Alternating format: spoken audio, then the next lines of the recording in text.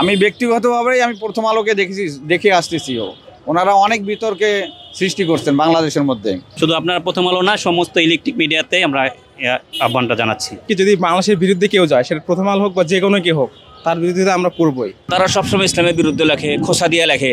আমি ব্যক্তিগতভাবে আমি প্রথম আলোকে দেখে আসতেছি ওনারা অনেক বিতর্কে সৃষ্টি করছেন বাংলাদেশের মধ্যে। বাংলাদেশে শতকরা 90% মুসলমান। প্রতিটা মানুষকে চিন্তা করতে হইবে। উনি তো ডেলি প্রথম আলোর যিনি সম্পাদক, উনি তো একজন মুসলমান, কিন্তু উনি এই বাংলাদেশে সেকুলারিজম কায়েম করার জন্য ওনার প্রচেষ্টা আছে। ভারতের পক্ষে উনি কাজ করেন। ডেলি স্টার একই অবস্থা। যেহেতু আমরা 92% মুসলমান জাতিসত্তা কিভাবে সুরক্ষিত হইবে সেইটাই আমাদের জন্য উদ্দেশ্য এবং লক্ষ্য। আমরা দুনিয়াতে আসাসি কাল নাই, পরকালে আমাদেরকে যেতে হবে সেখানে। ভারত তো একজন কি নাস্তিকবাদী দেশ, অমুসলিম দেশ। সেখানের এজেন্ডা বাস্তবায়ন করতে গেলে বাংলাদেশে মুসলমানের অস্তিত্ব থাকবে না।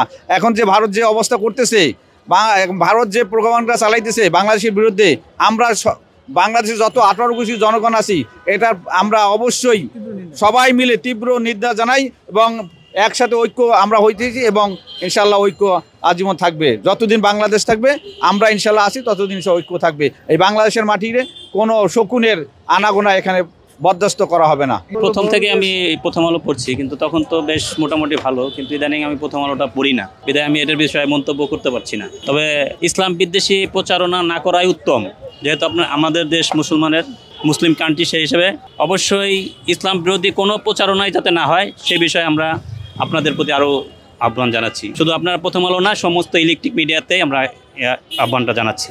প্রথমত হচ্ছে আমরা বাংলাদেশে অবস্থান করি, আর একটা জিনিস কি, যদি বাংলাদেশের বিরুদ্ধে কেউ যায়, সেটা প্রথম আলো হোক বা যে কোনো কেউ হোক, তার বিরুদ্ধে আমরা করবই। কারণ আমাদের দেশের মধ্যে থেকে কেউ যদি বাইরের দেশের প্রতি টান থাকে, তাহলে তো তার রাখার কোনো দরকার নাই, এটাই মনে করি আমি। বিশেষ করে কুরবানি নিয়ে অনেক কিছু মতবাদ তারা দিচ্ছে আর কি, অনেক কথাবার্তা বলছে, এগুলো আমরা দেখছি এর আগেও। আর মেইনলি হচ্ছে আমি ইলিয়াস আমাদের একটা ভিডিও দেখছিলাম, যেখানে জঙ্গির যে নাটকগুলো সাজানো, এগুলো মেইনলি হচ্ছে প্রথম আলো থেকে আসে। আর এটার আমি নিজে একজন ভুক্তভোগী, আমিও এরকম একটা মামলা খাইছি আর কি, আমাকে ফাঁসানো হয়েছিল আর কি। তখন মূলত হচ্ছে যারা ইসলামের পক্ষে কথা বলে বা যারা ধর্মকে একটু ভালোবাসে, তার দাঁড়িয়ে ডুবি দেখলে জঙ্গি হয়ে যায়, বা ইসলামের কথা বলে সে জঙ্গি, এরকম একটি ধ্যান ধারণা পোষণ করতো আর কি।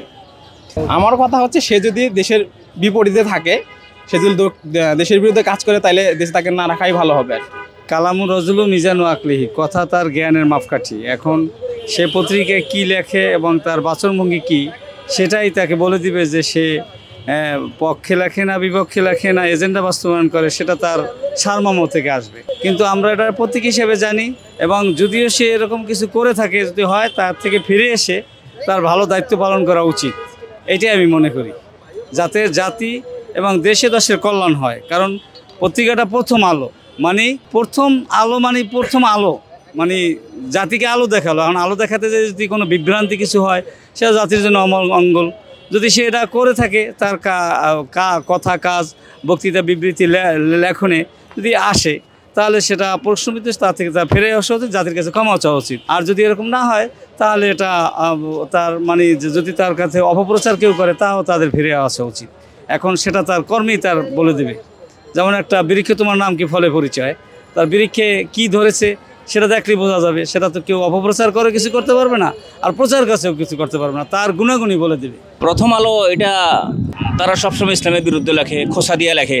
মুসলমানদেরকে একটু কটাক্ষ করতে পারলে ভালো হয়, তাদের ভালো লাগে। অনইসলামিক খেয়ালের লোক, অমুসলিমদের সাথে তাদের বন্ধুত্ব, মুসলমানদের সাথে শত্রুতা, এটাই যখন তারা নিজেরা মিডিয়া বাইর করছে, তাদের কথা বলবেই, আমাদের কথা আর বলবে না। তা আমরা মুসলমানদের আমাদের মনে করেন কমজোরি হলে আমরা তো মিডিয়া তৈরি করি না। আমরা চাই যে অমুসলিমদের মিডিয়া আমাদের সুনাম করুক, এটা সম্ভব না। অমুসলিমরা যে মিডিয়া বাইর করে মুসলমান নাম দিয়া, ঠিক আছে, আমাদের মুসলমানদের ভিতরে বহুত অমুসলিম আছে।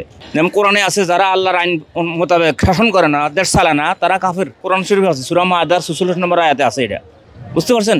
তো এইরকম আমাদের দেশে 80% লোক এইরকম অনইসলামিক রাজনীতি করে, যাদেরকে কোরআন মুসলমান অ্যালাউ করে না, আমাদের নবী পাক সাল্লাল্লাহু আলাইহি ওয়াসাল্লাম মুসলমান হিসেবে অ্যালাউ করে না, আল্লাহ তাআলা মুসলমান হিসেবে তাদের অ্যালাউ করে না। তো তারা অমুসলিমদের এজেন্ডা বাস্তবায়ন করার জন্য কোরআনের বিরুদ্ধে, হাদিসের বিরুদ্ধে, আলেমদের বিরুদ্ধে ফাইলেই কি করে, সুরাঙ্গামা করে, বাড়ায় সারায় লেখে। প্রতিবাদ তো হইতেছে, এই যে এমন বললাম, এটা প্রতিবাদ হইতেছে, আলেমরা প্রতিবাদ করতেছে, ঠিক আছে। কিন্তু আমাদের মুসলমানদের সংখ্যা আমাদের দেশে আদমশুমারি হিসাবে অনেক বেশি। হ্যাঁ, জনসংখ্যা এমনি মনে করেন লিস্ট হিসেবে অনেক বেশি, কিন্তু কোরআন হাদিস অনুযায়ী মুসলমান কজন আছি?